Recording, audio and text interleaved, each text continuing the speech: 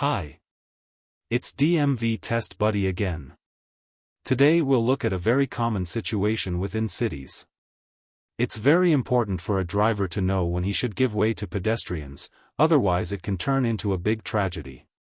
Let's try to check how quickly you can solve this problem. So, look carefully at the screen. In this problem, you need to determine which of the drivers making a turn must give way to pedestrians. A. The truck. B. The red car. C. Both vehicles. I give you 10 seconds to answer this question.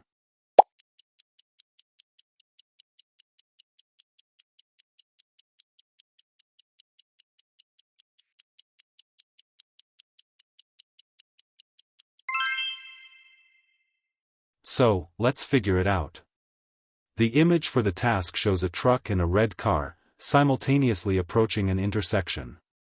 They show right and left turns. After the red car makes a turn, it is met by road markings, a pedestrian crossing.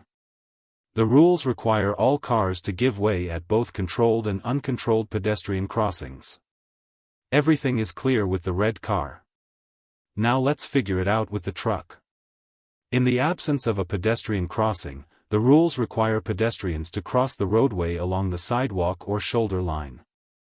Accordingly, the truck is also obliged to let pedestrians pass. Thus, both drivers must give way to pedestrians when turning at an intersection, regardless of whether the crossing point is marked or not. The correct answer is C. So, admit it, who of you answered quickly and correctly?